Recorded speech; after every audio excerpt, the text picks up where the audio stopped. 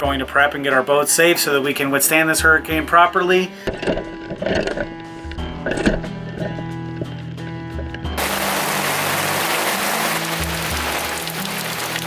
I can hear the wind howling outside and I can hear waves crashing.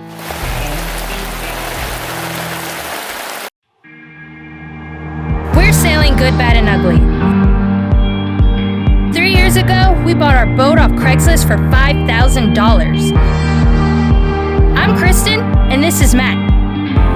We are known to break the rules and do things a little less traditional.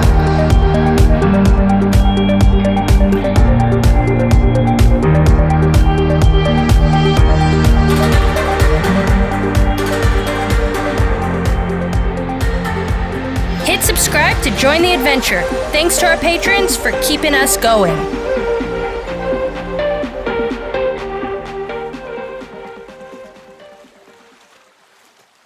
What's up, guys? Welcome back to Sailing GBU. As you saw in the last episode, we were sailing away to get rid of some storms that look like they are the start of hurricane season.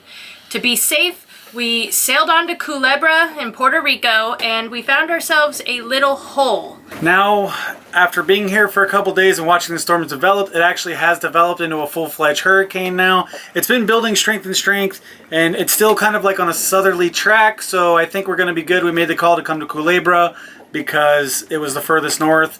As it looked like this was going south, but I wanted to get further north to be safer. So it's a hurricane now, and Hurricane Elsa. yeah, Hurricane Elsa needs to let it go. Isn't that how it goes? Something like that. Hurricane Elsa from that princess movie. Anyway, we're trying to prep. We're trying to get our boat. Well, we're not trying. We are going to prep and get our boat safe so that we can withstand this hurricane properly.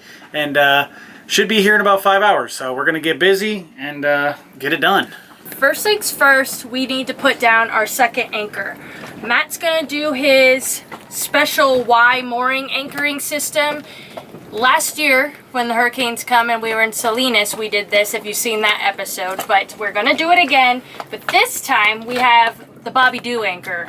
We got this, what do you call this anchor, Matt? Oh, the Fortress. We got a Fortress, and it can come apart, and now I need to reassemble it, and then get that thing down in the water.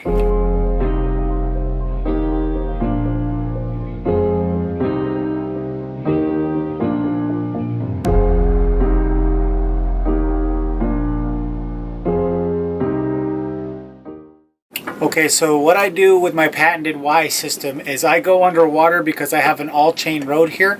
So what I do is I take about a 15-foot length of chain. I go about 20 feet down the existing chain that's down there already, and then I hook up a shackle and another anchor off in a Y. So this way, it gives me like 360-degree protection from swinging or dragging because there's always weight on one anchor. What makes an anchor come loose is it'll hold you really hard this way, but then as the wind spins around, it'll pop out and you have to rely on your anchor to go back into the mud and reset you. When the wind's blowing 70, 80 miles an hour, that thing can drag pretty far, pretty fast, and it can have a little bit of trouble resetting. So what this does is it eliminates anchors popping, and it would have to be hundreds of miles an hour wind to snap my shackles, snap my chain, or do anything like that. So, and also another benefit is that I have it on one line, so if I do need to get out of the way quickly, a boat is dragging on me, I can just let one line loose and both my anchors are gone, and then I can motor away and come back and either pick up or use a third anchor system to save myself in a situation like that, rather than having two separate roads on two separate anchors that I would have to deal with separately if something quickly were happening. So I'm gonna go set that up now.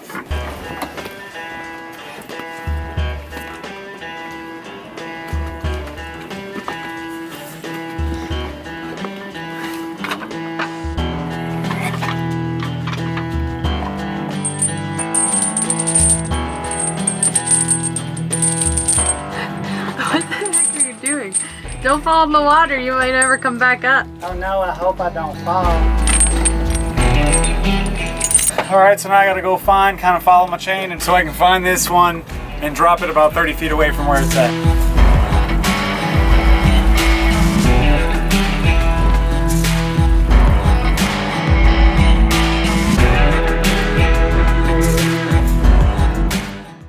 So now time for the fun part. Get to go under there, check my other anchor, make sure that it looks good, and set up the anchors and get everything nice and safe where I'm going to be able to sleep tonight. Yeah, right. You ain't sleeping. I ain't sleeping, but I want to make sure my boat ain't going to move.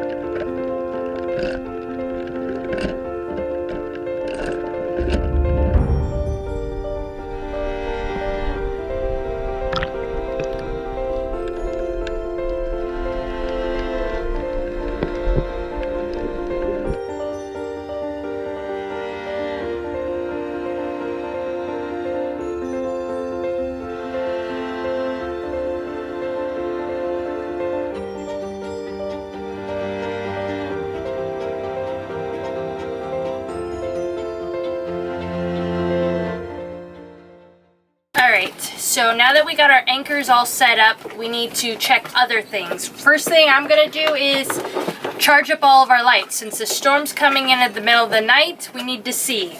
One light, our underwater light, just in case Matt has to jump in for any reason in the water. Get that. Our cockpit light, we got this really cool Mantis cockpit light. It goes in different brightnesses.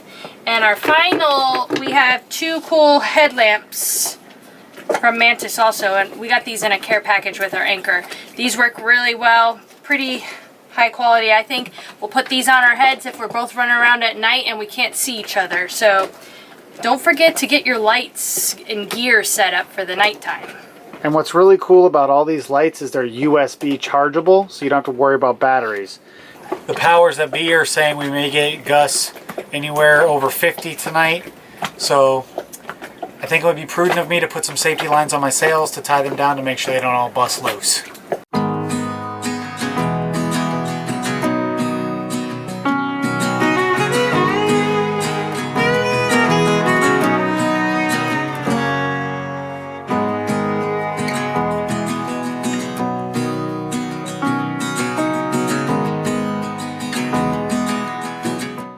Pretty much everything's prepared.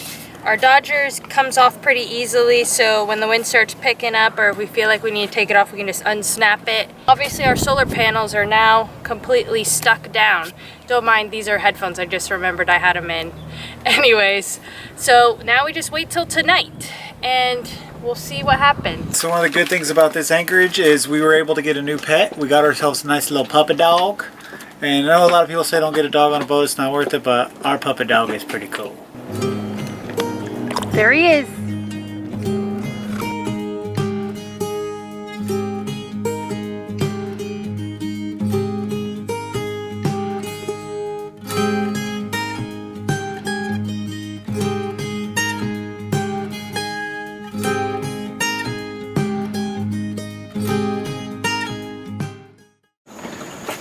Alright, so we're well into the night now. The storm is directly south of us, maybe 80 miles, 60 miles I would say, and So far the weather here hasn't been too bad. It's saying that it's supposed to be blowing 40 right now, but I'm definitely not feeling that. There's this mountain kind of right in front of us, so maybe there's really good protection. I can hear the wind howling outside, and I can hear waves crashing, and I've seen a couple boats out there come in, and you can see that they're moving and there's some more waves out there. And it's gusting here a little bit. I'd be very happy if for the next 4 or 5 hours this is all that we got. It'll be a little more boring for you guys to watch, but too bad, so sad on that one. And Kristen's gonna go try to get some sleep. I'm gonna do the watch here, and then I'm gonna wake her up in a couple hours to let her know if anything happened. And then I guess we're just gonna see in the morning. All right, guys, so lo and behold, no action from Hurricane Elsa. But, which is good. Yeah, which I'm very thankful for also. Got kind of boring for you guys to watch, but basically what had happened was just about 60 miles, 80 miles south of where we were in Culebra, it had been upgraded to a hurricane. So it turned into a hurricane right before it came here. And what had happened last year was a hurricane tropical storm was on the exact same track, and like the day before, we actually were very laxed. And the day before, it jumped up like 60 miles, and we ended up getting like 80 plus mile an hour winds. Not for a long time, just for a few hours, but it was definitely pretty stressful for those couple hours. We have an old video about it where it ran up on us real quick. So this is kind of a lesson to share with you guys. If you're going to be a cruiser, you have to really prepare and do the right thing even when nothing happens. And make sure that even when you do all that work and nothing happens, don't let that sink in like that's ever going to happen again. You always want to prepare for the worst. You want to do the most you can to take care of your boat, take care of your family, take care of the boats that are going to be around you. Something that you want to take seriously, even when you're on the line of this might not happen or it might happen. Those are always the ones where you tend to slack and you get knocked over the head. So do the right thing. And now, since we're actually in Culebra, it's time to explore. I'm excited. Bye-bye storm, and it's off to the dinghy. We got to get a few things set up. We're out of food for the most part, and supposedly there's a few bars that you can drive your dinghy right up to. So, you know, that sounds fun to me, and they are open now. Yes, we've seen that they were a little bit closed, but they're opening up now, slowly opening up, starting to love the cruisers to come back again. So let's get out there and see what Culebra has to offer.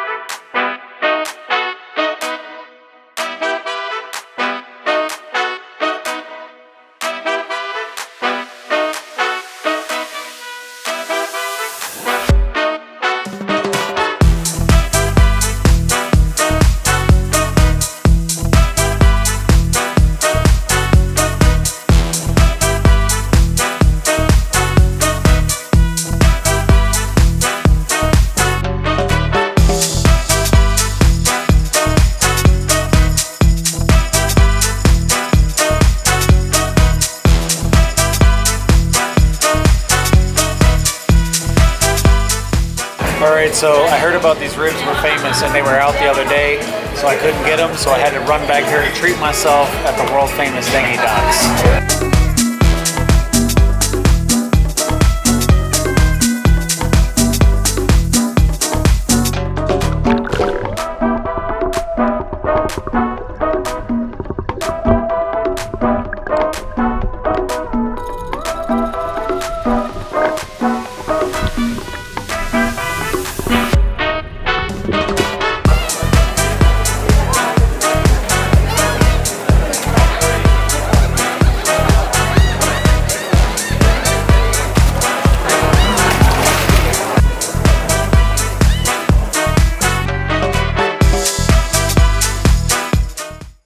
Alright guys, so that was Dinghy Docks. It's a really good restaurant. The food was amazing there. I really liked it. It was delicious. And we had a really good time. I might have got a little too slizzard off of mojitos, so if I'm talking funny, you did? You know, cut me some slack. I always feel a little drunker than I He was feeding those tarpons and they were like biting his hands. Tarpon tried to come at me and I was about to grab one out, Alabama style. You know, what do they call it? Noodling? I was about to noodle one, but I didn't think it would be right, so I let them all slide. I let them off with a warning this time. But there's a lot of bars around this area that you can just drive your dinghy right up. And now we're gonna go to the market that you can also drive your dinghy right up to. These are the ideal anchorage spots.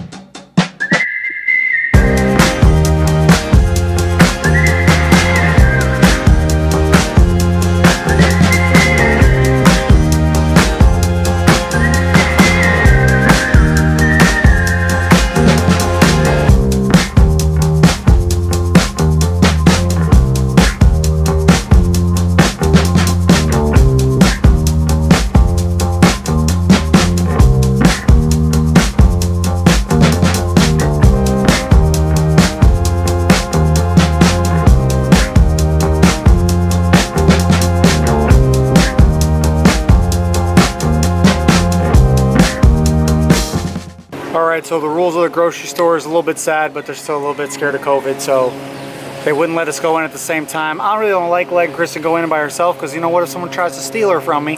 I can't be there to back myself up, but yeah, it's pretty crazy. Typical stuff, probably all the stuff you're kind of going through wherever you live. People wear masks when they feel like it. Sometimes they do, sometimes they don't. People yeah, go one in the back person door. per party. So he didn't know the list of what we needed, but he had the money, so one person per party. We were going in and going out. We're washing our hands. It was an ordeal, and there's a rooster over there, but we got it figured out. And yeah, now, I mean, I've seen other couples go in. I've seen whole squads roll in, but for me, for Matty Boy, all of a sudden, you know, for me, it wasn't cool. I don't really know.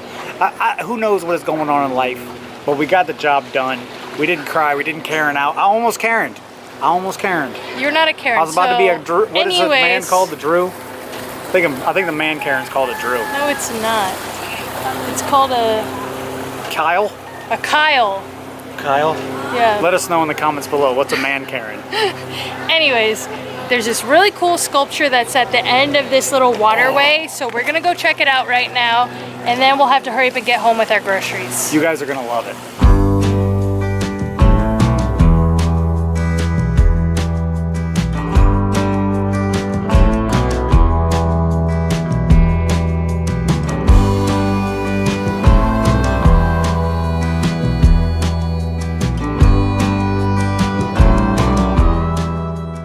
Alright guys, so this guy's name is Hector the Protector.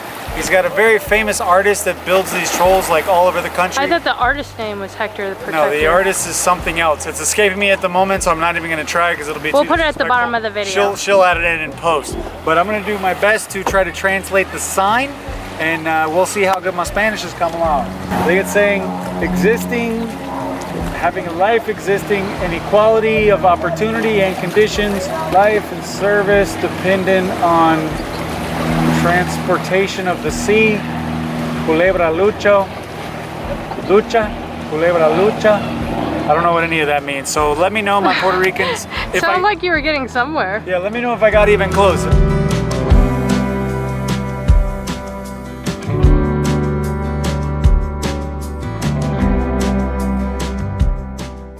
Alright guys, another thing that's really cool, it's not limited to Culebra only, but you can pull your dinghy right up to the gas station and get the old gasoline if you need it, and that's pretty cool. So you pull this little canal right up in there, and it's, you know, pretty convenient, I'd say.